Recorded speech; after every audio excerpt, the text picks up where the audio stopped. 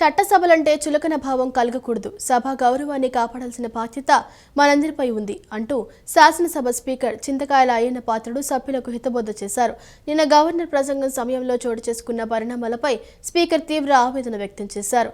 సభ్యుల ప్రవర్తన వల్ల వ్యవస్థల పట్ల ప్రజల్లో ముఖ్యంగా యువతలో తప్పుడు సంకేతాలు వెళ్తాయని ఆయన హెచ్చరించారు. నిన్న గవర్నర్ ప్రసంగం సమయంలో చోటు చేసుకున్న పరిణామాలపై స్పీకర్ అయ్యన్న పాత్రుడు తీవ్ర ఆవేదన వ్యక్తం చేశారు. సభ్యుల ప్రవర్తన వల్ల సభా గౌరవం దెబ్బతింటోందని ఆయన వ్యాఖ్యానించారు. యువతకు మరియు విద్యార్థులకు చట్టసభల పనితీరుపై అవగాహన కల్పించాలనే సదుద్దేశంతో మంత్రి లోకేష్ మాక్ అసెంబ్లీ అనే కార్యక్రమాన్ని రూపొందించారు. ఈ కార్యక్రమానికి దేశవ్యాప్తంగా ఎంతో గుర్తింపు లభించిందని, ఇతర రాష్ట్రాల ప్రతినిధులు సైతం దీన్ని ప్రశంసించారని స్పీకర్ గుర్తు చేశారు. నిన్న గవర్నర్ ప్రసంగిస్తున్నప్పుడు సభలో జరిగిన దృశ్యాలు తనను కలిచివేశాయన్నారు. సభ్యులు నినాదాలు చేస్తూ కాగితాలు చింపివేయటం వంటి చర్యలు అత్యంత బాధాకరమని స్పీకర్ అన్నారు. వేలాది మంది పోటీ పడితే కేవలం 175 మందికి మాత్రమే దక్కే అరుదైన గౌరవం ఈ సభలో సభ్యులుగా ఉండటమని, ఆ గౌరవాన్ని కాపాడుకోవాల్సిన బాధ్యత అందరిపై ఉందని ఆయన గుర్తు చేశారు. రాష్ట్ర వ్యాప్తంగా దాదాపు 200కు పైగా విద్యా సంస్థల నుండి విద్యార్థులు అసెంబ్లీని చూసేందుకు ఆసక్తి చూపుతున్నారని స్పీకర్ తెలిపారు. మనం చేసే పనులను చూసి ఆ పసిపిల్లలు ఏం నేర్చుకుంటారు? చట్టసభలంటే వారికి చులకన భావం ఏర్పడితే దాన్ని మనం మళ్లీ మార్చలేమని ఆయన ఆందోళన వ్యక్తం చేశారు. సభా గౌరవాన్ని పెంచలేకపోయినా పర్వాలేదు, కానీ దిగజార్చే హక్కు మాత్రం ఎవరికీ లేదని స్పీకర్ స్పష్టం చేశారు. ప్రజలు మన ప్రతి కదలికను గమనిస్తున్నారని, సభ్యులందరూ ఆత్మవిమర్శ చేసుకోవాలని కోరుతూ స్పీకర్ తన ప్రసంగాన్ని ముగించారు. గంట వ్యవధిలో 10 ప్రశ్నలు చేపట్టారు కలుగుతుంది కాబట్టి, అంటే 2 ప్రశ్నలు పోస్ట్పోన్ అయ్యాయి. రోజు అవుతాయండి, ఎంచైతే వైసీపీ వాళ్ళు రారు కాబట్టి ఆ ప్రశ్నలకు పోస్ట్పోన్ డేంట్లో ఆనస్తుంది కాబట్టి, అంచేత ఈ విధంగా మనం చేస్తే మరి ముఖ్యమంత్రి గారు నేను చెప్పిన దానికి కూడా మనం సహకరించిన వాళ్ళు అవుతామని చెప్పి ఈ సందర్భంలో మనం చేస్తాను. రెండో విషయం ఏంటంటే, ఇంకా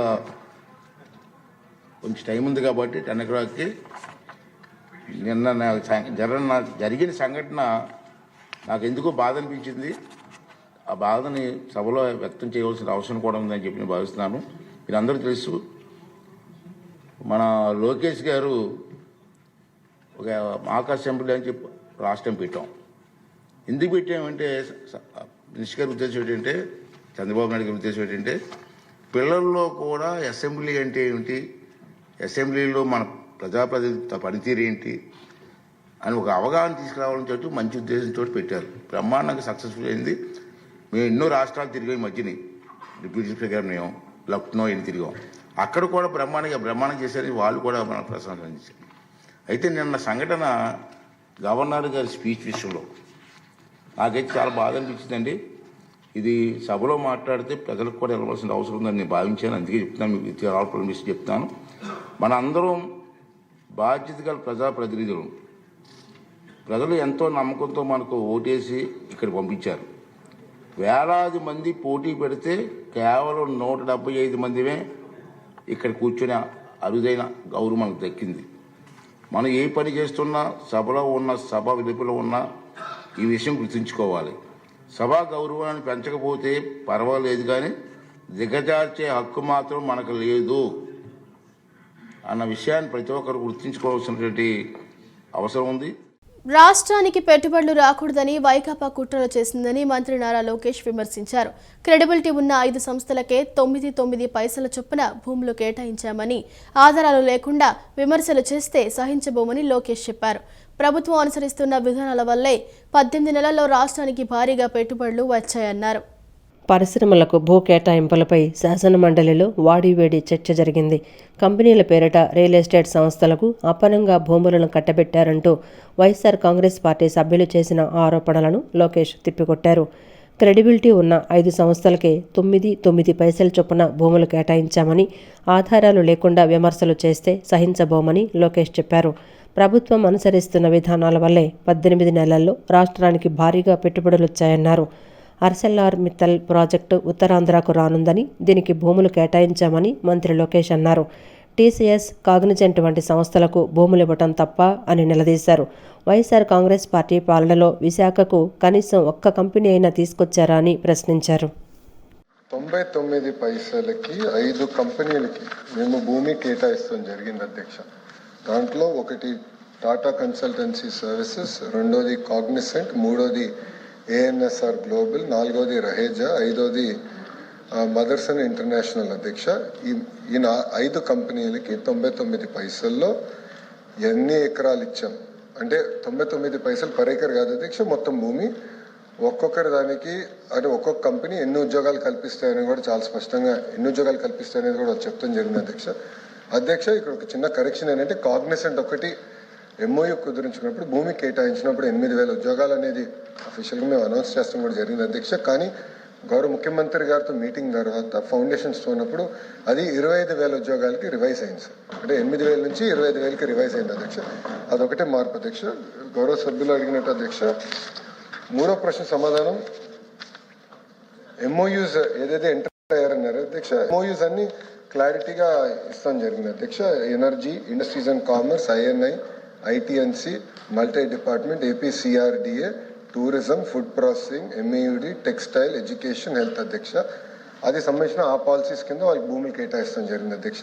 కానీ 99 పైసలకి 5 కంపెనీలు మాత్రమే భూమి కేటాయిస్తాం జరిగింది అధ్యక్ష. చాలా స్పష్టంగా నేను చెప్పాను, 5 కంపెనీలకే ఇచ్చానని చెప్పాను. ఒరిస్సాకి నేను ల్యాండ్ ఇచ్చానని మేడం గారు నిరూపిస్తే no problem, I will withdraw my statement. లేదంటే మేడం గారు స్టేట్మెంట్ విత్డ్రా చేయాలి. లేదంటే ఏదో ఆరోపణ చేసి మేము బయటకు వెళ్ళి తరపుంచండి, మేము ఒప్పుకోవడానికి సిద్ధంగా లేదు. We're not willing to take that. ఒరిస్సాకి ఇచ్చామని అంటున్నారు అధ్యక్ష, దయచేసి కరెక్ట్ కాదు అధ్యక్ష. మేడం గారు వివరాలు ప్రజల ముందర పెట్టమని. శాసన మండలిలో గవర్నర్ ప్రసంగంపై ధన్యవాదాలు తెలిపే తీర్మానంపై మంత్రి పార్థసారథి, వైసీపీ నేత బొత్స సత్యనారాయణ మధ్య వాడివేడి చర్చ జరిగింది. ఏ నియోజకవర్గంలోనూ తల్లికి వందనం కింద పూర్తి డబ్బు చెల్లించలేదని బొత్స పేర్కొన్నారు. సభను తాను తప్పుదోవ పట్టించినట్లు రుజువు చేస్తే క్షమాపణ చెబుతానని చెప్పారు. విపక్ష నేత బొత్స చేసిన ఛాలెంజ్ను స్వీకరించేందుకు తాము సిద్ధమని మంత్రి పార్థసారథి వెల్లడించారు. శాసన మండలిలో గవర్నర్ ప్రసంగంపై ధన్యవాదాలు తెలిపే తీర్మానంపై మంత్రి పార్థసారథి, వైసీపీ నేత బొత్స సత్యనారాయణ మధ్య వాడివేడి చర్చ జరిగింది. పరస్పరం సవాళ్లు ప్రతి సవాళ్లు విసురుకున్నారు. తల్లికి వందనం కింద ప్రభుత్వం ఎవరికీ పూర్తిగా 15,000 ఇవ్వలేదని బొత్స అన్నారు. 15% మందికి తల్లికి వందనం కింద కేవలం 7,000, 8,000 చెల్లించారని చెప్పారు. ఏ నియోజకవర్గంలోనూ తల్లికి వందనం కింద పూర్తి డబ్బు చెల్లించలేదని బొత్స పేర్కొన్నారు. సభను తాను తప్పుదోవ పట్టించినట్లు రుజువు చేస్తే క్షమాపణ చెప్తానని చెప్పారు. విపక్ష నేత బొత్స చేసిన ఛాలెంజ్ను స్వీకరించేందుకు తాము సిద్ధమని మంత్రి పార్థసారథి వెల్లడించారు. 48 లక్షల మందికి అన్నదాత సుఖీభవ ఇవ్వలేదని, అబద్ధాలు చెప్తున్నారని విమర్శించారు. ఒక్క రైతుకు కూడా 20,000 ఇవ్వలేదని వైఎస్ఆర్ కాంగ్రెస్ పార్టీ సభ్యులు చెప్పడం సరికాదన్నారు. మైకుంది కదా అని ప్రభుత్వంపై బురద చల్లి ప్రజలను తప్పుదోవ పట్టించవద్దని మంత్రి సూచించారు. చర్చ అనంతరం శాసన మండలి రేపటికి వాయిదా పడింది. అన్ని అబద్ధాలు చెప్తున్నారు అధ్యక్ష. అన్ని సభని ప్రజల్ని తప్పుదోవ పట్టిస్తున్నారు. సభని ప్రజల్ని తప్పుదోవ పట్టిస్తున్నారు. ఆయన గవర్నర్ ప్రసంగంలో ఇచ్చిన ప్రతి ఫిగర్ కి మేము కట్టుబడి ఉన్నాం సార్. గవర్నర్ గారు చెప్పిన ప్రతి ఫిగర్ కి ఈ ప్రభుత్వం కట్టుబడి ఉందని చెప్పేసి చెప్తాను అధ్యక్ష. అబద్ధాల సభని తప్పుదోవ పట్టించొద్దని చెప్పేసి రిక్వెస్ట్ చేస్తాను అధ్యక్ష. ఆ పుస్తకంలో ప్రతిదానికి కట్టుబడి ఉన్నాం. ఆ పుస్తకంలో ప్రతిదానికి కట్టుబడి ఉన్నాం. ఆ పుస్తకంలో ప్రతిదానికి కట్టుబడి ఉన్నాం అంటున్నా నేను. 15,000 కూడా ముందే చెప్పాం. 13,000 తల్లి అకౌంట్లు వేస్తాము. ఓకే అయ్యా, వైసీపీలో కూడా చేశారు. వైసీపీలో కూడా చేసింది అదే సార్ అధ్యక్ష. ఆ రోజు వైసీపీలో కూడా చేసింది అదే. ఆఖరికి మాట తప్ప మనం తెప్పమని చెప్పేసి అందరికి ఇస్తానని చెప్పి అమ్మఒడి ఒకరికి ఇచ్చారు అధ్యక్ష. కానీ ఇప్పుడు అందరి పిల్లలకి ఇస్తున్నాం. అందరి పిల్లలకి మేము తల్లికి వందనం ఇస్తా ఉన్నాం.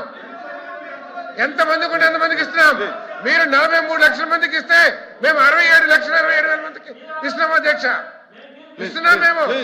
అబద్ధాలు ఎందుకు చెప్పాలా? మాట తప్ప మనం తెప్పమన్నాడు. ఎంతమందికి అంటే ఎంతమందికి ఇస్తానని చెప్పేసి ఒక పిల్లడికి ఇచ్చినప్పుడు ఎందుకు మాట్లాడాలి ఆ రోజు? ఆంధ్రప్రదేశ్ ఉన్నత న్యాయస్థానం అదనపు న్యాయమూర్తిగా బాలాజీ మెడమల్లి బాధ్యతలు స్వీకరించారు. హైకోర్టు మొదటి కోర్టు హాల్లో జరిగిన కార్యక్రమంలో అదనపు న్యాయమూర్తిగా బాలాజీ మెడమల్లి చేత హైకోర్టు ప్రధాన న్యాయమూర్తి జస్టిస్ ధీరజ్ సింగ్ ఠాకూర్ ప్రమాణ స్వీకారం చేయించారు. ఆంధ్రప్రదేశ్ ఉన్నత న్యాయస్థానం అదనపు న్యాయమూర్తిగా బాలాజీ మెడమల్లి బాధ్యతలు స్వీకరించారు. అదనపు న్యాయమూర్తి బాలాజీ మెడమల్లి వైఎస్ఆర్ కడప జిల్లా రాజంపేటలో జన్మించారు. హైదరాబాదులో న్యాయశాస్త్ర విద్యను పూర్తి చేసుకున్న ఆయన న్యాయవాది గూడపాటి వెంకటేశ్వరరావు వద్ద జూనియర్గా ప్రాక్టీస్ ప్రారంభించారు. 2004 నుండి 2006 వరకు ఏజీపీగా పనిచేశారు. 2018లో విజయవాడ మున్సిపల్ కార్పొరేషన్ స్టాండింగ్ కౌన్సిల్గా సేవలందించారు. ఈ కార్యక్రమంలో పలువురు న్యాయమూర్తులు, అదనపు సొలిసిటర్ జనరల్ చల్లా Dhanunjaya, advocate general D Srinivas, bar council అధ్యక్షులు ద్వారకానాథరెడ్డి, హైకోర్టు రిజిస్ట్రార్ జనరల్, పలువురు రిజిస్ట్రార్లు, బార్ అసోసియేషన్, బార్ కౌన్సిల్ సభ్యులు తదితరులు పాల్గొన్నారు. Hereby appoint Sri Balaji Medamalli alias M. Balaji to be an additional judge of the Andhra Pradesh High Court for a period of 2 years with effect from the date he assumes charge of his office. Given at Rashtrapati Bhavan, New Delhi, this 10th day of February in the year 2026, 21st Magha 1947 Seka, in the 77th year of the Republic of India, signature President of India, I unquote. Now I request my Lord the Honorable Chief Justice to administer the oath. గీతం university భూముల క్రమబద్ధీకరణ అంశంపై TDP రాష్ట్ర అధ్యక్షుడు పల్లా శ్రీనివాసరావు మరియు మాజీ మంత్రి గంటా శ్రీనివాసరావు స్పందించారు. గీతం భూములపై వైసీపీ అనవసరంగా రాజకీయం చేస్తోందని వారు విమర్శించారు.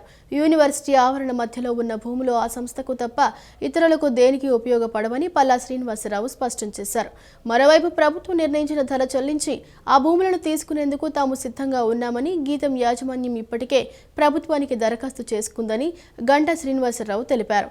గీతం యాజమాన్యం నారా లోకేష్కు తోడలుడు కావటం, చంద్రబాబు కుటుంబ సభ్యులు కావడంతోనే వైసీపీ ఈ విషయాన్ని కావాలని రచ్చ చేస్తోందని వారు మండిపడ్డారు.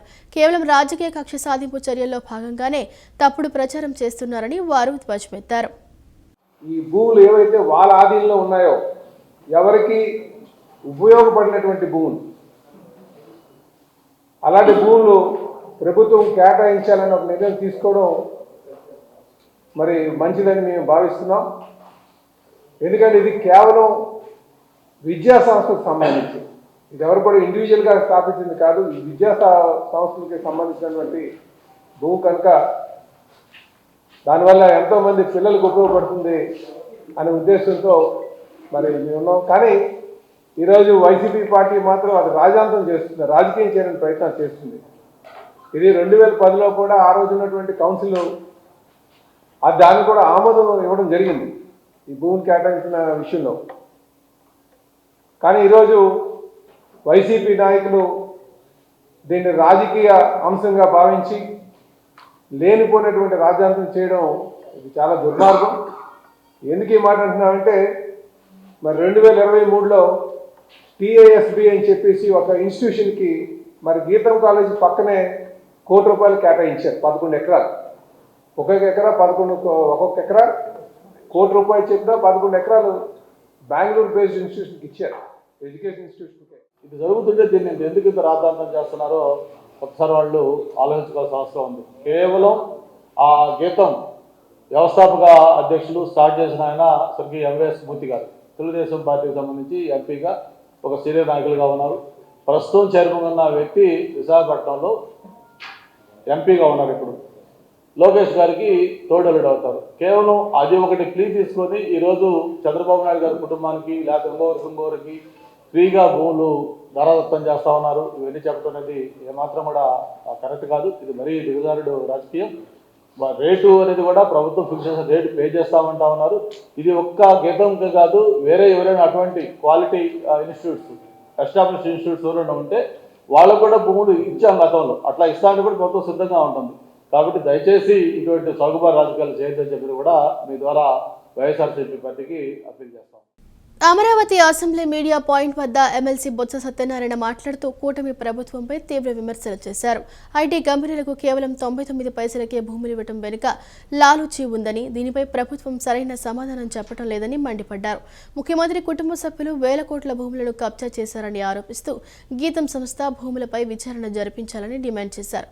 తల్లికి వందనం పథకం కింద 15,000 రూపాయలు ఇస్తామని చెప్పి తల్లుల ఖాతాల్లో కేవలం 8,000 జమ చేశారని, ఈ సమావేశాలు ముగిసేలోపు పూర్తి బకాయిలు చెల్లించాలని కోరారు. అలాగే ప్రభుత్వం కొత్తగా ఒక్క వితంతు పెన్షన్ కూడా ఇవ్వలేదని, తమ విమర్శలు అవాస్తవమని నిరూపిస్తే వెనక్కి తీసుకుంటామని ఆయన సవాల్ విసిరారు. దాన్ని ఏమి మేమైనా అమ్మమ్మ మా వాళ్ళు అనుకుంటే మేము బోధాలు జరగలేదు కదా. ఏదైనా రాష్ట్ర అభివృద్ధి జరగాలి, రాష్ట్రంలో పారిశ్రామిక అభివృద్ధి జరగాలని మేము కోరుకున్నాం. ఏదైనా సరే ముఖ్యమంత్రి కుటుంబ సభ్యులు వచ్చి ఇంత దోపిడీని 5,000 కోట్ల రూపాయలు సంబంధించిన భూమిని వచ్చి ప్రయత్నం చేస్తారండి. అలాగే చూస్తే ఏం చేస్తాం? నో ఇది సాంప్రదాయం కాదని చెప్పి పక్క పెడతాం. స్వయంగా ఆ సంస్థ గీతం సంస్థ అధినేతే కాదు 5,000 కోట్లు కాదు 1000 కోట్లు దాని అంటే 1000 కోట్లు అంటే ఏమీ కాదు. అమరావతిని మెడికల్ హబ్గా తీర్చిదిద్దుతామని రాష్ట్ర వైద్య ఆరోగ్య శాఖ మంత్రి సత్యకుమార్ యాదవ్ అన్నారు. కూటమి ప్రభుత్వం వైద్య రంగానికి అధిక ప్రాధాన్యత ఇస్తోందని తెలిపారు. విజయవాడ ఆటనగర్లోని సన్లైట్ మెటల్ వర్క్స్ రోడ్లో ఓ భవనంలో ఆయుష్ శాఖ విజయవాడ నూతనంగా ఏర్పాటు చేసిన కార్యాలయాన్ని రాష్ట్ర వైద్య ఆరోగ్య శాఖ మంత్రి సత్యకుమార్ యాదవ్ ప్రారంభించారు. ఆయుష్ శాఖ డైరెక్టర్ కె దినేష్ కుమార్, శాఖ అధికారులు, కూటమి నేతలు, నగర ప్రముఖులు పాల్గొన్నారు. ఈ సందర్భంగా మంత్రి మాట్లాడుతూ కూటమి ప్రభుత్వం వచ్చిన తర్వాత వైద్య రంగానికి అధిక ప్రాధాన్యం ఇస్తున్నారని, ప్రజలకు మెరుగైన వైద్యం సేవలు అందించేందుకు కృషి చేస్తున్నట్లు తెలిపారు. గత ప్రభుత్వంలో ఆయుష్ శాఖను నిర్వీర్యం చేశారని అన్నారు. వైసీపీ ప్రభుత్వంలో 3 ఏళ్లు ఆయుష్ శాఖకు ప్రతిపాదనలు పంపించలేదని చెప్పారు.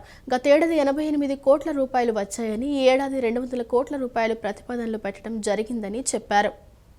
విజయవాడ ఆటోనగర్లోని సన్లైట్ మెటల్ వర్క్స్ రోడ్లో ఓ భవనంలో ఆయుష్ శాఖ విజయవాడ నూతనంగా ఏర్పాటు చేసిన కార్యాలయాన్ని రాష్ట్ర వైద్య ఆరోగ్య శాఖ మంత్రి సత్యకుమార్ యాదవ్ ప్రారంభించారు.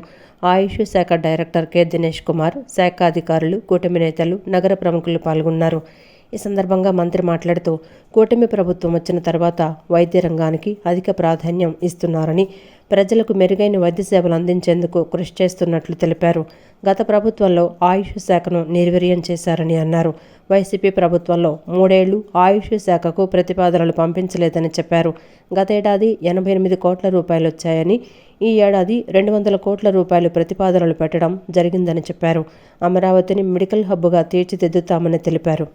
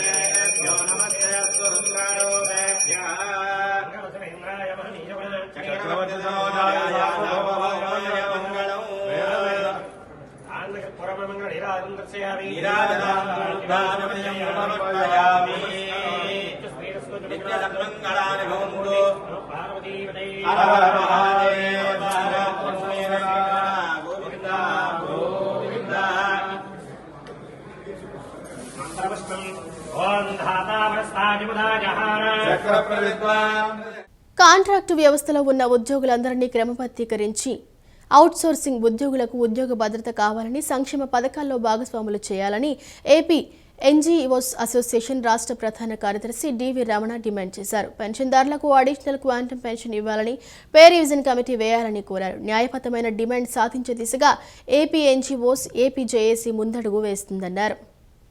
జాతీయ సార్వత్రిక సమ్మెకు సంఘీభావంగా అఖిల భారత రాష్ట్ర ప్రభుత్వ ఉద్యోగుల సమైక్య పిలుపు మేరకు ఏపీ ఎన్జీఓస్ అసోసియేషన్ ఎన్టీఆర్ జిల్లా ఆధ్వర్యంలో మహాత్మాగాంధీ రోడ్డులోని పంచాయతీరాజ్ శాఖ కార్యాలయంలో మధ్యాహ్నం భోజన విరామ సమయంలో ప్రదర్శనను నిర్వహించారు. ఈ ప్రదర్శనలో ఉద్యోగ సంఘాల నేతలు, ప్రభుత్వ ఉద్యోగులు పాల్గొని కార్మిక వ్యతిరేక లేబర్ కోడ్లు రద్దు చేయాలంటూ నినాదాలు చేశారు. ఈ సందర్భంగా ఏపీ ఎన్జీఓస్ అసోసియేషన్ రాష్ట్ర ప్రధాన కార్యదర్శి డివి రమణ మాట్లాడుతూ అఖిల భారత రాష్ట్ర ప్రభుత్వ ఉద్యోగుల సమైక్య పిలుపు మేరకు ఆంధ్రప్రదేశ్లో ఉన్న అన్ని జిల్లాల్లో ఏపీ ఎన్జీఓస్, జేఏసీ ఆధ్వర్యంలో మధ్యాహ్న భోజన విరామ సమయపు ప్రదర్శనను నిర్వహిస్తున్నట్లు తెలిపారు. ఎప్పుడూ లేని విధంగా తాలూకు స్థాయి నుంచి జిల్లా స్థాయి వరకు ఈ కార్యక్రమం నిర్వహిస్తున్నామని అన్నారు. నూతనంగా తీసుకొచ్చిన కార్మిక వ్యతిరేక చట్టాలు, పీఎఫ్ఆర్డీఏకు వ్యతిరేకంగా ఈ నిరసన కార్యక్రమాన్ని చేస్తున్నామన్నారు. పెన్షన్దారులకు అడిషనల్ క్వాంటమ్ పెన్షన్ ఇవ్వాలని, పే రివిజన్ కమిటీ వేయాలని డిమాండ్ చేశారు.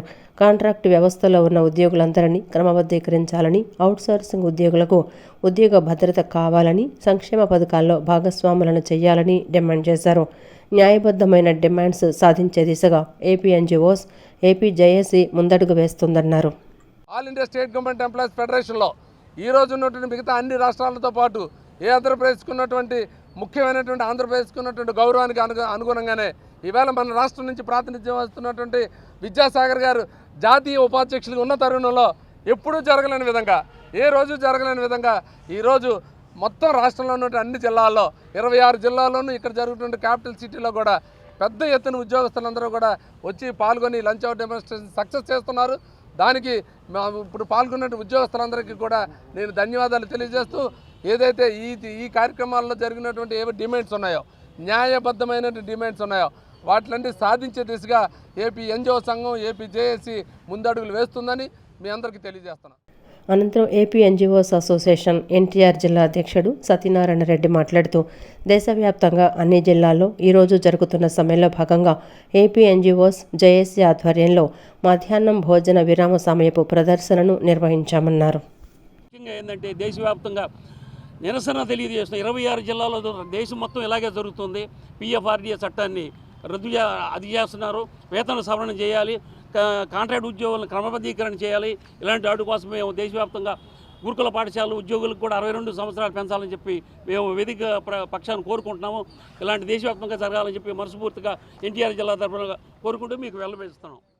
మోడీ సర్కార్ తీసుకొచ్చిన కార్మిక చట్టాలను కార్మిక వర్గం తీవ్రంగా వ్యతిరేకిస్తోందని కార్మిక సంఘాల నేతలు అన్నారు. మోడీ తెచ్చిన కార్మిక చట్టాలు కార్పొరేట్ శక్తులకు మేలు చేకూరుస్తుందని తెలిపారు. పని గంటలు, పని దినాలు సంబంధించి మోడీ చెప్పిందే తడువు. దేశంలో ఎక్కడ అమలు చేయకపోయినా చంద్రబాబు రాష్ట్రంలో 10 గంటలు చేశారని, దీన్ని తీవ్రంగా ఖండిస్తున్నామని అన్నారు. నల్ల చట్టాలకు వ్యతిరేకంగా సాగుతున్న ఈ పోరాటం చట్టాన్ని ఉపసంహరించుకునే వరకు సాగుతుందన్నారు. కేంద్రం దిగివచ్చే వరకు తమ పోరాటాలను కొనసాగిస్తామని హెచ్చరించారు. కేంద్రంలోని మోడీ ప్రభుత్వం అవలంబిస్తున్న కార్మిక, రైతు, వ్యవసాయ కార్మిక, కౌలు రైతు వ్యతిరేక విధానాలను నిరసిస్తూ నిర్వహిస్తున్న దేశవ్యాప్త సమ్మెలో భాగంగా వివిధ కార్మిక సంఘాల ఆధ్వర్యంలో విజయవాడ నగరంలో భారీ ర్యాలీ నిర్వహించారు. 1 టౌన్ రథం సెంటర్ నుంచి లెనిన్ సెంటర్ వరకు నిర్వహించిన ర్యాలీలో వివిధ కార్మిక సంఘాల నాయకులు, కార్మికులు పెద్ద ఎత్తున పాల్గొని ప్రభుత్వ విధానాలకు వ్యతిరేకంగా నినదించారు. కేంద్ర ప్రభుత్వం అవలంబిస్తున్న కార్మిక వ్యతిరేక విధానాలను ఉపసంహరించుకోవాలని డిమాండ్ చేశారు. ఈ సందర్భంగా కార్మిక సంఘాల నేతలు మాట్లాడుతూ, దేశవ్యాప్తంగా జరుగుతున్న కార్మికుల సమ్మెలో 35 కోట్ల మంది కార్మికులు పాల్గొన్నారన్నారు. మోడీ ప్రభుత్వం ఇప్పటికైనా కార్మికులకు వ్యతిరేకంగా తీసుకొచ్చిన 4 లేబర్ కోడ్లను రద్దు చేయాలన్నారు. ఉపాధి హామీ చట్టాన్ని నిర్వీర్యం చేస్తూ సవరణలు చేశారని, విత్తనం చట్టం తెచ్చి వ్యవసాయ రంగాన్ని మొత్తం నాశనం చేసి కార్పొరేట్ రంగానికి అప్పచెప్తున్నారని మండిపడ్డారు. విద్యుత్ సవరణ చట్టం పేరిట విద్యుత్ మొత్తాన్ని కార్పొరేటులకు అప్పచెపుతూ సామాన్య ప్రజలపై భారాలు మోపుతున్నారని అన్నారు. కార్మికులకు కనీస వేతనం 26,000 ఇవ్వాలని, అసంఘటిత రంగ కార్మికులకు సమగ్ర చట్టం తేవాలని, స్కీమ్ వర్కర్లకు కనీస వేతనం చెల్లించాలని కోరారు. కాంట్రాక్టు, అవుట్సోర్సింగ్ ఉద్యోగులను క్రమబద్ధీకరించాలని, గిగ్ వర్కర్లకు సామాజిక భద్రతా చట్టాన్ని తీసుకురావాలని, పాత పెన్షన్ విధానాన్ని పునరుద్ధరించాలని, సిపిఎస్ను రద్దు చేయాలని డిమాండ్ చేశారు. ఈ సమస్యలకు పరిష్కారం చూపకపోతే ఈరోజు చేస్తున్నది ఒకరోజు సమ్మె మాత్రమేనని, భవిష్యత్తులో నిరంతర సమ్మెకు కేంద్ర కార్మిక సంఘాలు, ఉద్యోగ సంఘాలు దిగుతాయని ప్రభుత్వాన్ని హెచ్చరించారు. మోడీ ప్రభుత్వం విధానాలు మార్చుకోకపోతే గద్దె దిగే సమయం ఆసన్నమైందని తెలిపారు. సిపిఎస్ని రద్దు చేయాలని చెప్పి డిమాండ్ చేస్తూ ఉన్నాం. ఈ సమస్యలు కనుక పరిష్కారం చేయకపోతే ఈ రోజు చేస్తున్నది ఒకరోజు సమ్మె మాత్రమే. భవిష్యత్తులో నిరవధిక సమ్మె కూడా కేంద్ర కార్మిక సంఘాలు, ఉద్యోగ సంఘాలు దిగుతాయని చెప్పి హెచ్చరిక చేస్తున్నాం. మోడీ ప్రభుత్వం నీ విధానాన్ని మార్చుకోకపోతే నువ్వు గద్దె దిగే సమయం ఆసన్నమైందని హెచ్చరిక చేస్తా ఉన్నాం. ఈ కార్మిక చట్టాలు రద్దు చేస్తే నీ ప్రభుత్వానికి కాలం చెల్లుతుంది, నీ ప్రభుత్వానికి నూకలు చెల్లుతాయి. కాబట్టి మోడీ సర్కారు తెచ్చినటువంటి ఈ కార్మిక చట్టాలను మరి కార్మిక వర్గం తీవ్రంగా వ్యతిరేకిస్తుంది. కాబట్టి రాబోయేటువంటి రోజుల్లో కార్మిక వర్గ పోరాటాలను తీవ్రతరం చేస్తామని హెచ్చరిస్తున్నాము. ఈ సమ్మె జయప్రదం చేసేదానికి సంఘటిత, అసంఘటిత, ప్రభుత్వ రంగ అన్ని రంగాల్లో ఉన్నటువంటి కార్మికులు కూడా ఈరోజు వీధుల్లోకి వచ్చారు, వీధుల్లో పోరాడుతూ ఉన్నారు.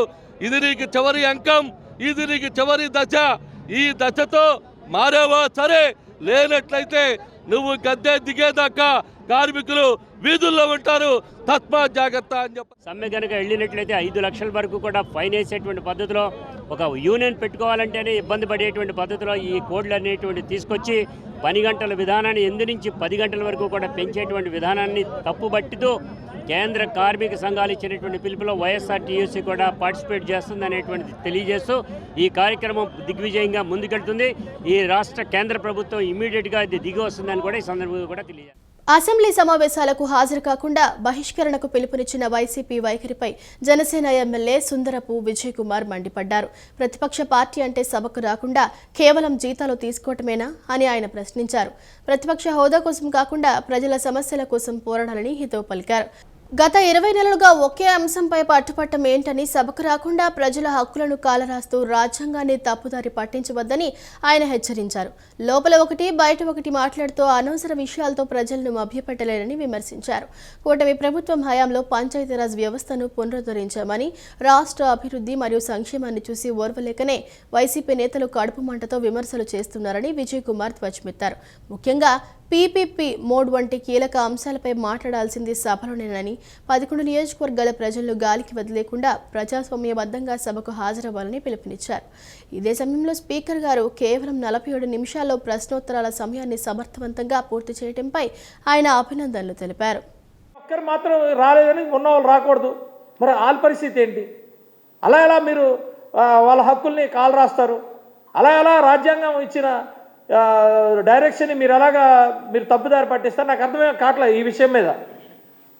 ఓ పక్క చూస్తుంటే అబద్ధాలు, లోపల ఒకటి బయట ఒకటి. లోపల ఈయనకి అర్థం కాని విషయం ఆల్రెడీ అక్కడ లైవ్లో వెళ్ళింది. మీరు అక్కడ ఏం చేశారు, దేనికోసం అక్కడ మాట్లాడారని.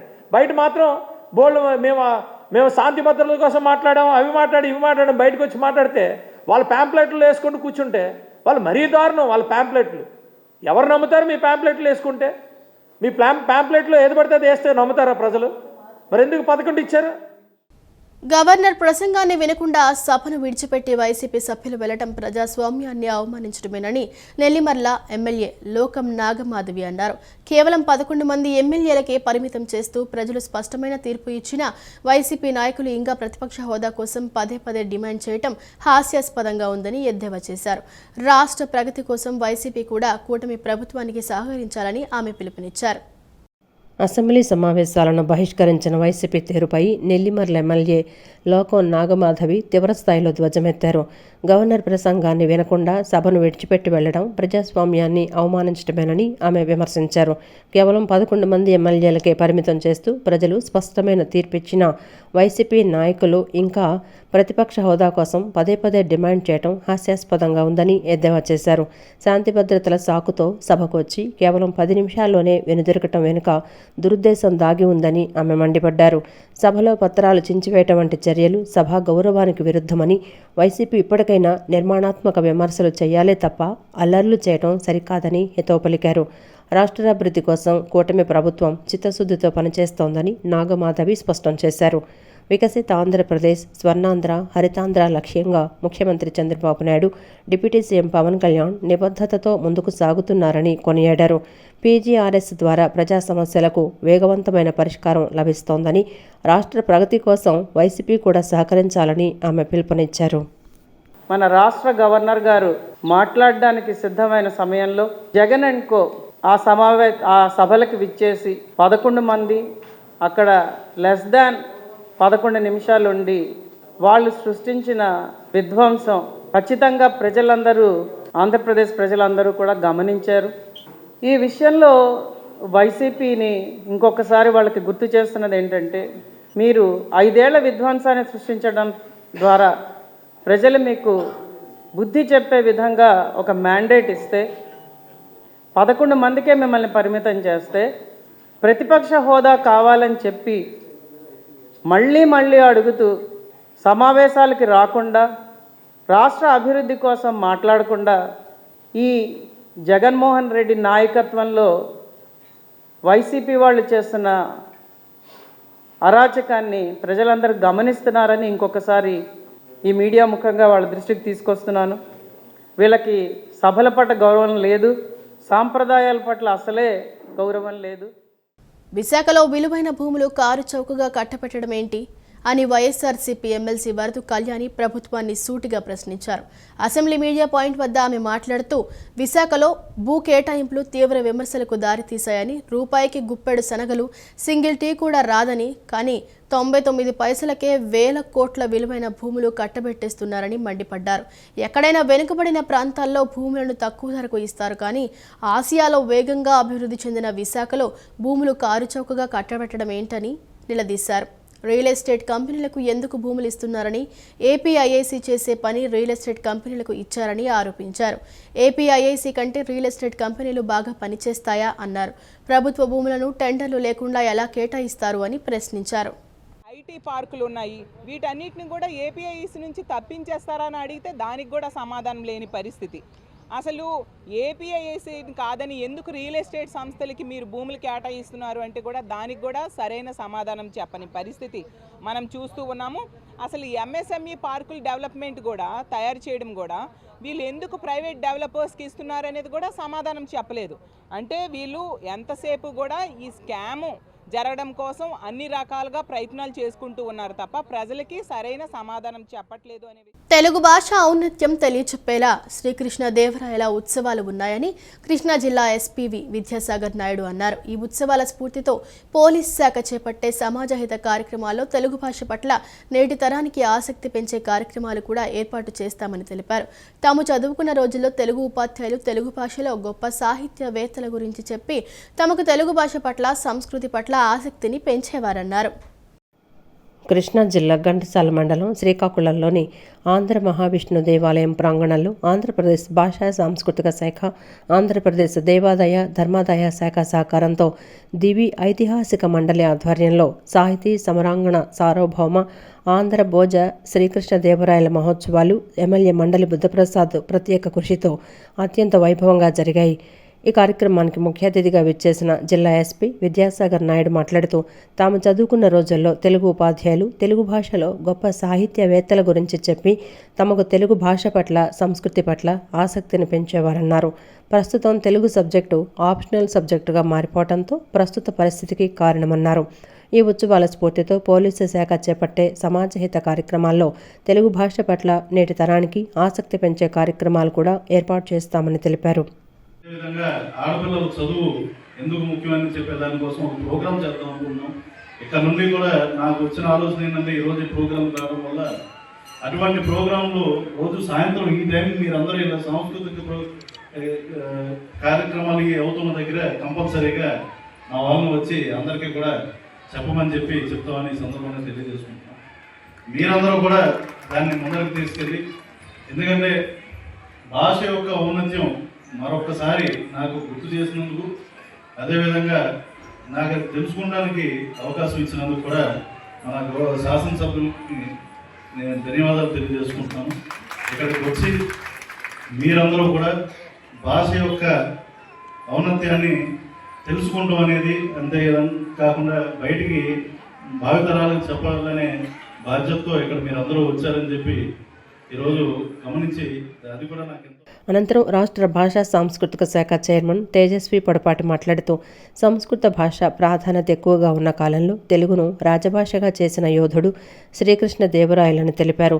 తెలుగు కవులను ఆదరించి తెలుగు భాష సంస్కృతులను ప్రేమించి తెలుగు సాహిత్యాన్ని ప్రోత్సహించిన గొప్ప చక్రవర్తి శ్రీకృష్ణదేవరాయలని తెలిపారు.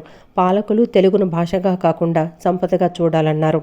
ఈ ఉత్సవాల స్ఫూర్తితో ప్రభుత్వ పాఠశాలల్లో తెలుగు భాష, సాహిత్యం, సంస్కృతి, కవుల గొప్పతనం తెలియచెప్పేలా కవులచే ప్రత్యేక తరగతులు ఏర్పాటు చేయాల్సిన ఆవశ్యకత ఉందన్నారు. 1518వ సంవత్సరం, ఇప్పుడు మనం 2026వ సంవత్సరంలో ఉన్నాం. 1518వ సంవత్సరంలో ఇదే ఫిబ్రవరి 11వ రోజున, అంటే 508 సంవత్సరాల క్రితం మనం ఇప్పుడు ఎక్కడైతే ఉన్నామో ఇదే ప్రాంతం ఆంధ్ర రాష్ట్ర తొలి రాజధానిగా ఉన్నప్పుడు ఈ ఆంధ్ర మహావిష్ణువు స్వయంగా కొలువైన ఈ ప్రాంతానికి శ్రీకృష్ణదేవరాయల వారు రావడం జరిగింది. వారికి ఇక్కడ ఆంధ్ర మహావిష్ణువు కలలో కనిపించి తెలుగులో కావ్యము రచింపుము అని ఆదేశించారు. ఆ రోజు ఆ సంకల్పమే ఆముక్త మాల్యద వంటి గొప్ప వజ్రాన్ని తెలుగు జాతికి అందించిన సంపదకి కారణం ఈ శ్రీకాకుళం. ఈ ఆంధ్ర మహావిష్ణువు వారి ఆదేశం. అనంతరం అవనిగడ్డ ఎమ్మెల్యే మండలి బుద్ధప్రసాద్ మాట్లాడుతూ 2007 నుంచి ఈ దేవస్థానంలో నిర్వహిస్తున్న శ్రీకృష్ణదేవరాయల మహోత్సవాలతో ఈ క్షేత్ర ప్రాశస్త్యం ప్రచారంలోకి వచ్చి ఆంధ్ర మహావిష్ణువును దర్శించుకునే భక్తుల సంఖ్య పెరిగిందన్నారు. కృష్ణా పుష్కరాల్లోనూ విజయవాడ తర్వాత అత్యధిక భక్తులు పుష్కర స్నానాలు చేసిన కృష్ణా తీరంగా శ్రీకాకుళం నిలవటం గర్వకారణమన్నారు. తెలుగు భాషకు పూర్వపు ఔన్నత్యం, ప్రాముఖ్యత పునరుద్ధరణే ఈ ఉత్సవాల ధ్యేయమన్నారు. అంటే ఈ మండలానికి ఖ్యాతి ఏంటంటే రెండు, ఓ పక్కన ఆంధ్రజాతి చరిత్రకి కేంద్ర బిందువుగా నిలిచిన ఆంధ్ర మహావిష్ణువుడు ఉంటే మరో పక్కన బౌద్ధ యుగంలో పరిడి వెళ్ళిన ఘంటసాల ఉంది. ఈ రెండు కూడా ఘంటసాల మండలంలో ఉన్న పవిత్రమైన క్షేత్రాలు. ఈ రెండు కూడా చరిత్రకి చిహ్నాలు. కొన్ని వేల సంవత్సరాల చరిత్ర ఉందని చెప్పి చాటి చెప్పిన ప్రాంతాలు. అందుకని ఆ ప్రాంతాలకు విశిష్టతను మనం తెలియజేయాలి. పర్యాటక రంగానికిలో ఇది ఒక పాత్ర కావాల్సిన అవసరం ఉంది. ఈ దేశంకి ఏదన్నా మంచి జరిగే అవకాశం ఏంటంటే కేవలం పర్యాటకం కావాలి. ఇక్కడ ఉన్న అద్భుతమైన క్షేత్రాలు కానివ్వండి, ప్రకృతి రమణీయత కానివ్వండి, ఇవన్నీ పర్యాటకంగా ఈ ప్రాంత అభివృద్ధికి దోహదకారులు అవుతాయి. ఆ విషయాలు మనం ప్రజలకు తెలియజేసినప్పుడు ప్రజలు ఇక్కడికి వచ్చి చూడాలని చెప్పి కూడా వస్తూ ఉంటారు. ఆ రకంగా పర్యాటక అభివృద్ధి జరుగుతూ ఉంటుంది. అందుకు ఇలాంటి ఉత్సవాలు దోహదపడతాయన్న ఆలోచన కూడా ఉందని చెప్పి మాత్రం ఈ సందర్భంలో నేను మనం చేస్తూ, ఏపీ నాటక అకాడమీ చైర్మన్ గుమ్మడి గోపాలకృష్ణ, నియోజకవర్గ ప్రత్యేక అధికారి పెనుమూడి సాయిబాబు, దేవాదాయ శాఖ deputy commissioner Dasari Srirama Varaprasadarao, superintendent Achyuta Madhu, MPTC సభ్యులు తాడికొండ వెంకటేశ్వరరావు చిన్న, ఎంపీడీఓ డి సుబ్బారావు తదితరులు ఈ కార్యక్రమంలో పాల్గొన్నారు. వన్ టౌన్లోని శ్రీ భ్రమరాంబ మల్లేశ్వర స్వామివారి దేవస్థానంలో మహాశివరాత్రి మహోత్సవాలు ఈ నెల 12 నుంచి 20వ తేదీ వరకు వైభవంగా నిర్వహిస్తున్నట్లు దేవస్థానం ఈవో నటరాజన్ షణ్ముగం తెలిపారు. స్వామి అమ్మవార్లను వధూవరులుగా అలంకరించి ఉత్సవాలకు శ్రీకారం చుట్టామన్నారు. మహాశివరాత్రి పర్వదినం నాడు వేలాదిగా తరలివచ్చే భక్తులకు ఎలాంటి అసౌకర్యం కలగకుండా అన్ని ఏర్పాట్లు చేస్తున్నామని వివరించారు. మహాశివరాత్రి మహోత్సవాలకు వన్ టౌన్లోని పాత శివాలయం ముస్తాబైంది. స్వామి అమ్మవార్లను వధూవరులుగా అలంకరించి ఉత్సవాలకు అంకురార్పణ గావించారు. వారం రోజుల పాటు కొనసాగే ఈ ఉత్సవాల ఆహ్వాన పత్రికను దేవాలయ ప్రాంగణంలో ఈవో నటరాజన్ షణ్ముగం, ప్రధాన అర్చకులు రాచకొండ నాగరాజు శర్మ, మురళీ నంబూద్రి, రాఘవేంద్ర శర్మ ఆవిష్కరించారు. అనంతరం ఈవో నటరాజన్ షణ్ముగం, ప్రధాన అర్చకులు రాచకొండ నాగరాజు శర్మ మాట్లాడుతూ మహాశివరాత్రి పర్వదినం నాడు వేలాదిగా భక్తులు స్వామి దర్శనానికి తరలివచ్చే అవకాశాలు ఉన్న దృష్ట్యా వారికి అసౌకర్యం కలగకుండా క్యూ లైన్లు ఏర్పాటు చేస్తున్నామన్నారు. చిన్నారులకు పాలు, బిస్కెట్లు, భక్తులకు మంచినీరు ఏర్పాటు చేస్తున్నామన్నారు. స్వామి అమ్మవార్లను వధూవరులుగా అలంకరించామని, 13వ తేదీ బలిహరణ, 14వ తేదీ రావణ బ్రహ్మ వాహనంపై గ్రామోత్సవం ఉంటుందన్నారు. 16వ తేదీ మహాశివరాత్రి లింగోద్భవ సమయంలో స్వామివారికి మహాన్యాసపూర్వక ఏకాదశ రుద్రాభిషేకాలు జరిపిస్తామని తెలిపారు. శ్రీ గంగా బ్రహ్మరాంబ సమేత శ్రీ మల్లేశ్వర స్వామి, శ్రీ భద్రకాళి సమేత వీరభద్ర స్వామి వారి కళ్యాణం అంగరంగ వైభవంగా నిర్వహించనున్నట్లు వివరించారు. సాయంత్రం 4 గంటలకు ఏకకాలంలో ఒకే రథంపై శ్రీ దుర్గా మల్లేశ్వర స్వామి, శ్రీ బ్రహ్మరాంబ మల్లేశ్వర స్వామి, వసంత మల్లికార్జున స్వామి వార్ల రథోత్సవం కన్యకా పరమేశ్వరి అన్నసత్రం కమిటీ నేతృత్వంలో జరుగుతుందని వివరించారు. భక్తులు ఈ కార్యక్రమాల్లో పాల్గొని స్వామివారి కృపకు పాత్రులు కావాలని విజ్ఞప్తి చేశారు.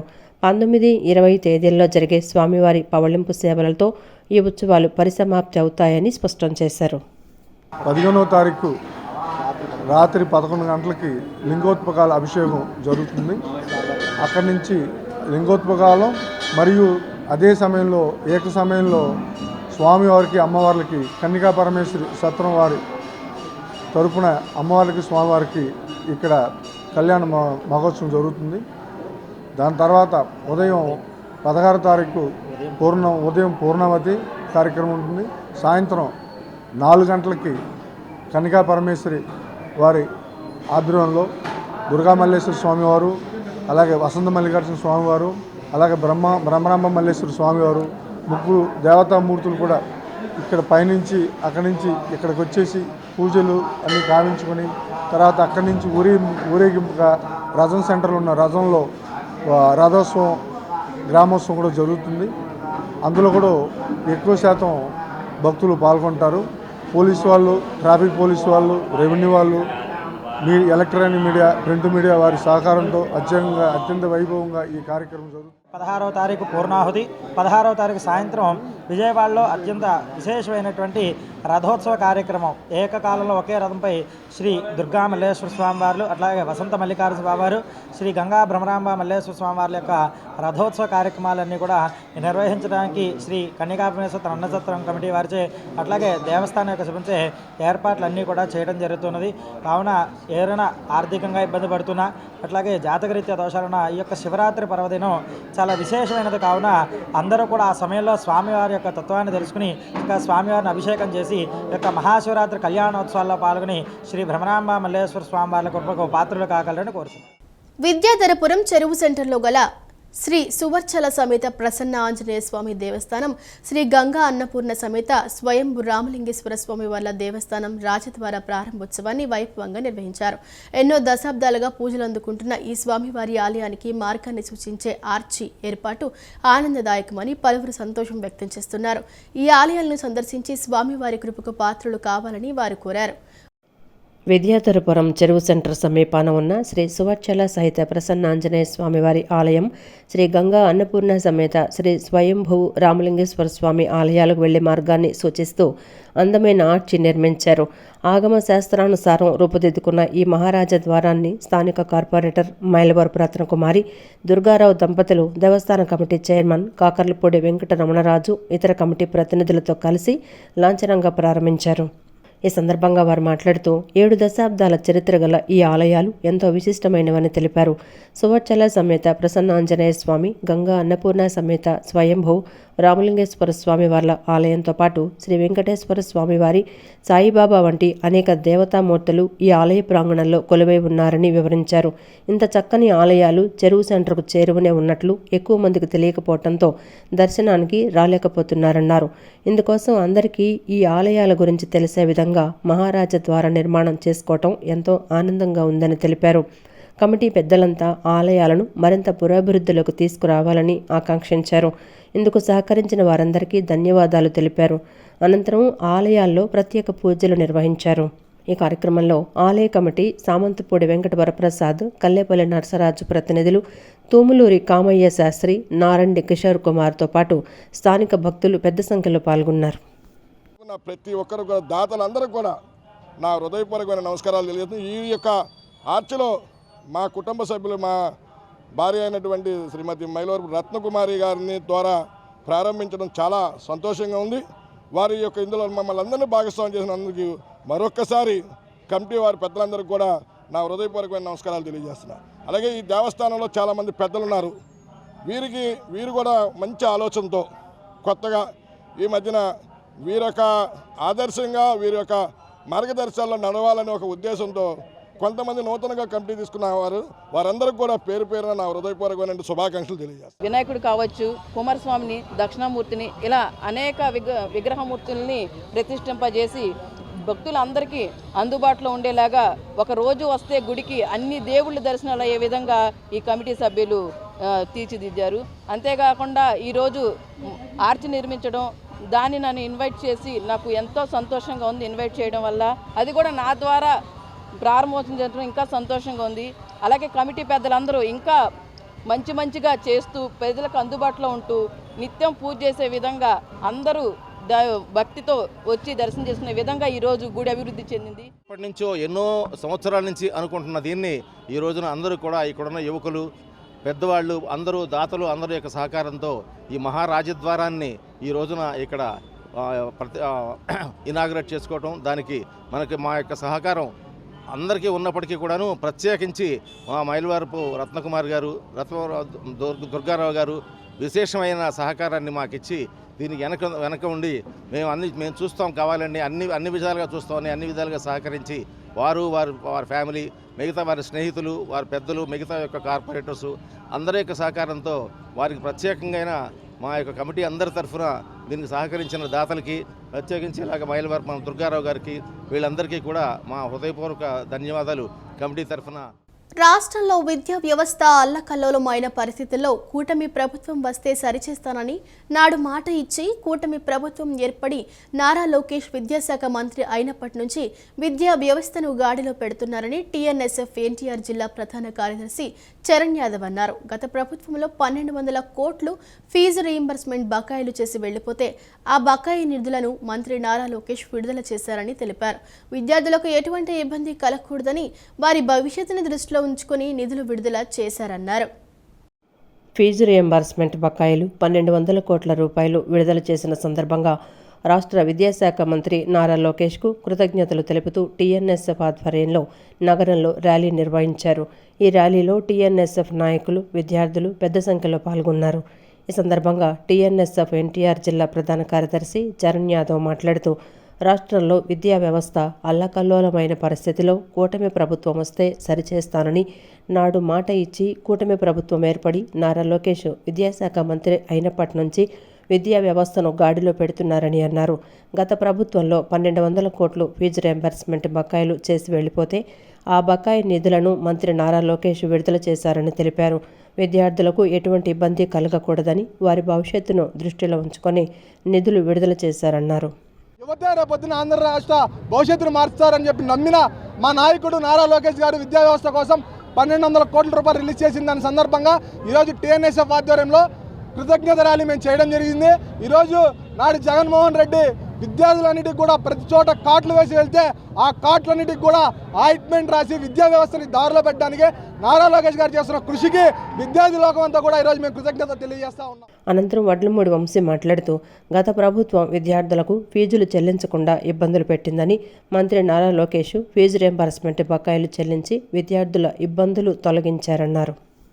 నారా లోకేష్ గారికి చాలా కృతజ్ఞతలు అండి.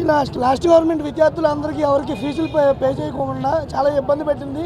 నారా లోకేష్ గారు వాళ్ళ విద్యాశాఖ మంత్రి వారి బాధ్యత సేకరించి నుంచి 1200 కోట్లు విద్యాశాఖ ఫీజులకు బకాయిలు చెల్లించడం వల్ల ఆయన చాలా కృతజ్ఞతలు. Thank you.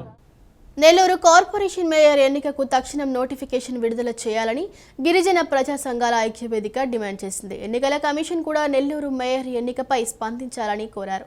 లేని పక్షంలో ఆందోళన ఉధృతం చేస్తామని పేర్కొన్నారు. ప్రభుత్వానికి చిత్తశుద్ధి ఉంటే తక్షణం మేయర్ ఎన్నిక నిర్వహించాలని డిమాండ్ చేశారు.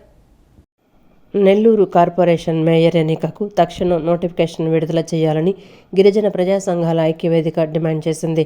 ఈ మేరకు నేడు విజయవాడలోని ఎన్నికల కమిషన్ కార్యాలయం ఎదుట ధర్నా నిర్వహించారు.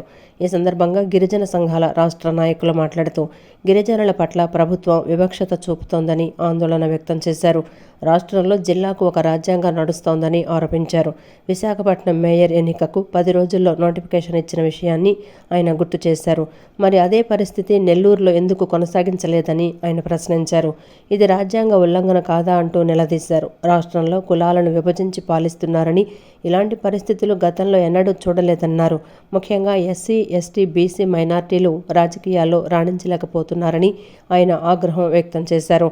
దీనికి అగ్రవర్ణాల ఆధిపత్యం నిదర్శనమన్నారు.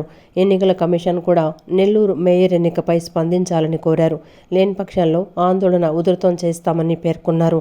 ప్రభుత్వానికి చిత్తశుద్ధి ఉంటే తక్షణం మేయర్ ఎన్నిక నిర్వహించాలని డిమాండ్ చేశారు. ఈ కార్యక్రమంలో బాపట్ల వెంకటపతి ఆంధ్రప్రదేశ్ యానాది సంఘాల మహాకూటమి రాష్ట్ర అధ్యక్షులు ఎందేటి వెంకట సుబ్బయ్య, యానాది గిరిజన యూత్ ఫెడరేషన్ రాష్ట్ర అధ్యక్షులు రాపూరి ప్రభావతి, యానాది యూత్ ఫెడరేషన్ రాష్ట్ర కోశాధికారి కొమరగిరి ప్రసాద్, సూరిబాబు, ఏకుల సుధీర్ బాబు, సేలం శ్రావణ్, ఏకసిరి మురళి, పొట్లూరు సూర్యనారాయణ, గిరిజన ప్రజలు భారీగా పాల్గొనటం జరిగింది. నెల్లూరు నగర మేయర్ ఖచ్చితంగా మా గిరిజనులకే దక్కాలని మేము దీన్ని ఖచ్చితంగా ఈ విషయంలో మీరు చొరవ చేసుకొని మా గిరిజన బిడ్డకే ఆ పదవిని ఇవ్వకపోతే మా ఎస్టీ తెగలన్నీ స్టేట్ మొత్తంలో మేము దీని గురించి బాగా భారీగా తీసుకొని మా సత్తా ఏదో మేము తెలుపుతామని నేను తెలియపరుస్తున్నాను. బాబాసాహెబ్ అంబేద్కర్ రాసినటువంటి రాజ్యాంగంలో భాగంగా ఏదైతే ఉందో నెల్లూరు మేయర్ రాజ్యాంగబద్ధంగా వచ్చినటువంటి పదవి.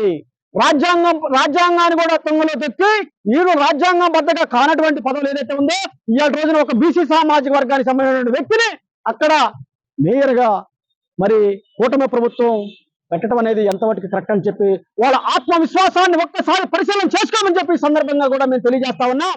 ఈ రాష్ట్రంలో గిరిజనులు, ఆదివాసీలు అనేక రకాలుగా వెనకబడినటువంటి పరిస్థితి ఉంది. రాక 45 సంవత్సరాల తర్వాత నెల్లూరు నగరంలో గిరిజన ముద్దుబిడ్డకి మరి అవకాశం వస్తే దాన్ని కొన్ని రాజకీయ కుట్రపూరితమైనటువంటి పరిణామాల్లో అభ్యంతరంగా రాజీనామా చేసినటువంటి పరిస్థితి తెలిసినటువంటి విషయం. కాబట్టి ఈ విషయంలో ఎన్నికల నోటిఫికేషన్ విడుదల చేసి ఏదైతే రూల్ ఆఫ్ రిజర్వేషన్ లో గిరిజనులు కేటాయించినటువంటి మేయర్ పదవిని గిరిజనులకే కట్టబెట్టాలని చెప్పి, ఆ పీఠంపై గిరిజనులే కూర్చోబెట్టాలని చెప్పి విజ్ఞప్తి చేస్తున్నప్పటికీ కనీసం ఇంతవరకు దానిపైన చర్యలు తీసుకున్నటువంటి పరిస్థితి లేదు. నీతికి నిజాయితీకి మారు పేరుగా నిలుస్తున్న నిస్వార్థ ప్రజా సేవకుడు గన్నవరం శాసనసభ్యులు ప్రభుత్వ విప్ యార్లగడ్డ వెంకట్రావుపై వైసీపీ నాయకులు అసత్య ప్రచారం చేస్తే సహించేది లేదని అంబాపురం గ్రామ సర్పంచ్ గండికోట సీతయ్య హెచ్చరించారు. నిరంతరం నియోజకవర్గ ప్రజలకు అందుబాటులో ఉంటూ నియోజకవర్గంలోని ప్రతి గ్రామాన్ని ఆదర్శంగా తీర్చిదిద్దుతూ మంచి ప్రజానేతగా యార్లగడ్డ వెంకట్రావు పేరు తెచ్చుకుంటున్నారన్నారు.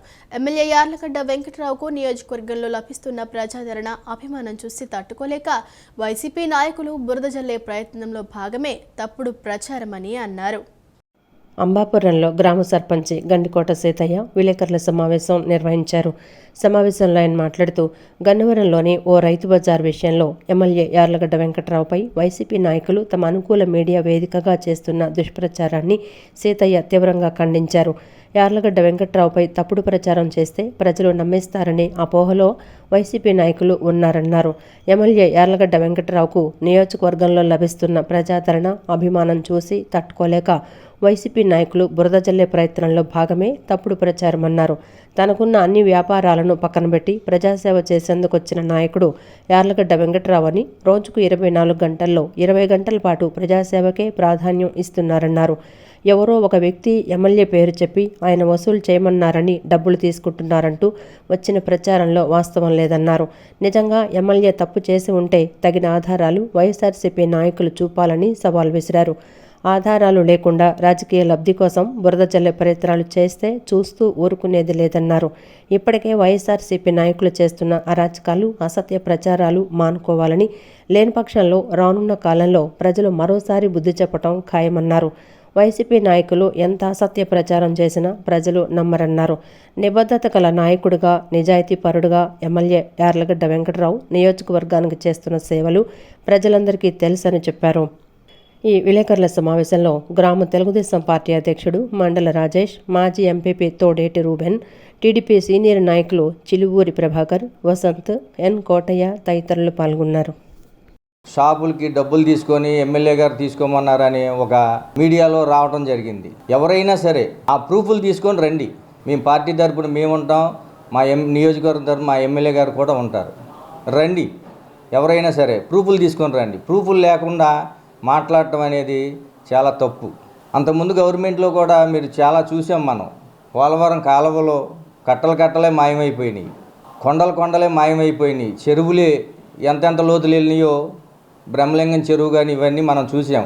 కాబట్టి ఏంటంటే ఈయన గారు జనాల్లోకి వెళ్ళిపోతున్నాడు, మంచి పేరు వస్తుంది, చంద్రబాబు గారి దగ్గర మంచి పేరు సంపాదిస్తున్నారు, జనాలకు పనిచేసి అనే ఆలోచన మీద బుర్రచిమ్మే పని చేస్తున్నారు. ఇవన్నీ మానుకోవాలి. మీరు ఏదైనా ఉంటే దమ్ము ధైర్యం ఎవరికైనా సరే నిరూపించండి. వచ్చి ఇదిగో మీరు తీసుకున్నారు డబ్బులు అని నిరూపించండి. నిరూపణ లేకుండా ఏదో చేశారు, చెందారు అంటే అవన పని. అది ఎవరైనా సరే రండి. విజయవాడ వాసుల కోసం ఫిబ్రవరి 11 నుండి 19 వరకు మలబార్ గోల్డ్ అండ్ డైమండ్స్ వారి అద్వితీయమైన బ్రాండెడ్ ఆభరణాల ప్రదర్శనను నిర్వహిస్తున్నట్లు Malabar gold and diamonds marketing manager Kasim తెలిపారు. ముఖ్యంగా mine, certified diamonds, era, uncut diamonds, precia జాతి రత్నాల ఆభరణాలు మన సాంప్రదాయాన్ని ప్రతిబింబించే డివైన్ కలెక్షన్స్ ప్రత్యేక ఆకర్షణగా నిలవనున్నాయని చెప్పారు. వినియోగదారులకు సరికొత్త డిజైన్లను అందుబాటులోకి తీసుకురావడమే తమ లక్ష్యమని తెలిపారు. ప్రపంచ ప్రసిద్ధిగాంచిన మల్బార్ గోల్డ్ అండ్ డైమండ్స్ షోరూంలో అద్వితీయమైన బ్రాండెడ్ ఆభరణాల ప్రదర్శన ఘనంగా ప్రారంభమైంది. ఈ నెల 11 నుండి 19 వరకు కొనసాగే ఈ ప్రత్యేక ప్రదర్శనను ముఖ్య అతిథులుగా విచ్చేసిన దివ్య, కె పావని, జ్యోతి జంపా, రేష్మా షేక్ జ్యోతి ప్రజ్వలన చేసి ప్రారంభించారు. ఈ సందర్భంగా షోరూం మార్కెటింగ్ మేనేజర్ కాసిం మాట్లాడుతూ వినియోగదారులకు సరికొత్త డిజైన్లను అందుబాటులోకి తీసుకురావటమే తమ లక్ష్యమని తెలిపారు. విజయవాడ వాసుల కోసం మలబార్ గోల్డ్ అండ్ డైమండ్స్ అందిస్తున్న ఈ అద్వితీయ ప్రదర్శనలో ప్రపంచ స్థాయి నాణ్యత కలిగిన ఆభరణాలను ప్రదర్శిస్తున్నామన్నారు. ఇందులో ముఖ్యంగా mine certified diamonds, era uncut diamonds, Russia జాతి రత్నాల ఆభరణాలు మరియు మన సాంప్రదాయాన్ని ప్రతిబింబించే డివైన్ కలెక్షన్స్ ప్రత్యేక ఆకర్షణగా నిలవనున్నాయని తెలిపారు. ప్రతి ఆభరణం వెనుక ఉన్న అంతులేని హుందాతనం మరియు కళా నైపుణ్యం వినియోగదారులను ఖచ్చితంగా ఆకట్టుకుంటాయన్నారు. ఈ ప్రారంభోత్సవ కార్యక్రమంలో ముఖ్య అతిథులతో పాటు Malabar gold and diamonds team members, ఉన్నతాధికారులు మరియు పలువురు ప్రముఖులు పాల్గొన్నారు. నగరంలోని ఆభరణాల ప్రేమికులు ఈ అవకాశాన్ని వినియోగించుకోవాలని కోరారు. కార్యక్రమంలో మల్బార్ సిబ్బంది, వినియోగదారులు తదితరులు పాల్గొన్నారు. ఈబీజే షోని లాంచ్ చేయడం జరిగింది. ఈబీజే అంటే ఎక్స్క్లూజివ్ బ్రాండెడ్ జ్యువెలరీ షో అనమాట. సో ఇది ఇయర్లీ వన్స్ మనకి ప్రతి షోరూంలో ఇలా లాంచ్ చేయడం జరుగుతుంది. సో ఫిబ్రవరి 11 నుంచి 19 వరకు ఈ షోని మనం లాంచ్ చేయడం జరిగింది సక్సెస్ఫుల్గా. సో ఈ షో ప్రత్యేకత ఏంటంటే మనం ఉన్న సబ్ బ్రాంచ్లో మలబార్లో గోల్డ్, డైమండ్స్, ప్రీషియస్, అన్కట్స్, అలాగే స్టార్లెట్, సో ఏదైతే మన సబ్ బ్రాండ్స్ ఉన్నాయో దాంట్లో ప్రతి ఒక్కటి యాడ్ పీస్ డిజైనర్గా యాడ్ పీస్ అనేది మనం ఈ షోలో ప్రదర్శించడం జరిగింది. కంప్లీట్గా ఈ 9 డేస్లో మనకి ఈ షోలో ప్రతి ఒక్క పీస్ అవైలబిలిటీ ఉంటుందండి. సో మలబార్లో ఈ రేంజ్ ఆఫ్ కలెక్షన్ అది. సో ప్రతి ఒక్కరు ఈ ఒక అవకాశం సద్వినియోగం చేసుకొని మనస్ఫూర్తి కోరుకుంటూ సో ఈ షోని సక్సెస్ఫుల్గా మన కస్టమర్స్ ఎవరైతే ఉన్నారో వాళ్ళ చేతుల మీద లాంచ్ చేయడం జరిగింది. సో స్పెషల్ థ్యాంక్స్ మేడం ప్రతి ఒక్కరికి. సో మా దగ్గరికి వచ్చినందుకు. గోల్డ్ రేట్ పెరిగింది సార్. మనకు అలాగే మార్కెట్లో ఇప్పుడు కమ్మింగ్ వెడ్డింగ్ సీజన్స్ మనం దృష్టిలో పెట్టుకొని మనం ఈ షోని లాంచ్ చేయడం జరిగింది. సో వెడ్డింగ్ సీజన్ అంటే ప్రతి ఒక్కరికి కంపల్సరీ బ్రైడల్ సెట్ కావాలి. సో ప్రతి ఒక్క నవవధువుకి లైక్ మా కూడా నెక్లెస్, వడ్డారం, హారం, బ్యాంగిల్స్ అన్ని కంపల్సరీ కొంటారు కాబట్టి గోల్డ్ రేట్ పెరిగినా కానీ కస్టమర్స్ మనకు ఆదరిస్తున్నారు. సో డిస్కౌంట్ అనేది ప్రత్యేకంగా వాళ్ళు కొన్నదాన్ని బట్టి మనం ఆఫర్ అనేది ఇవ్వడం జరుగుతుంది. వాళ్ళ మలబార్లో ఎక్స్క్లూజివ్ బ్రాండెడ్ జ్యువెలరీ షో అనేది జరిగింది. సో ఇక్కడ జ్యువెలరీ అంతా చాలా ప్రీమియంగా చాలా ఎక్స్క్లూజివ్గా ఉన్నాయి. And I'm regular customer for Malabar. So చాలా ప్రీమియం జ్యువెలరీ 11 to 19 జరుగుతుంది. So I request everyone to come and visit Malabar and have a great shopping time. Wedding season కదా, సో అందరికీ జ్యువెలరీ షాపింగ్ అనేది అవసరం. So all of you are welcome for this premium show. Thank you so much. ఈ వార్తలు ఇంతటితో సమాప్తం. మరో బులెటిన్తో మళ్ళీ కలుసుకుందాం. అంతవరకు సెలవు. నమస్కారం.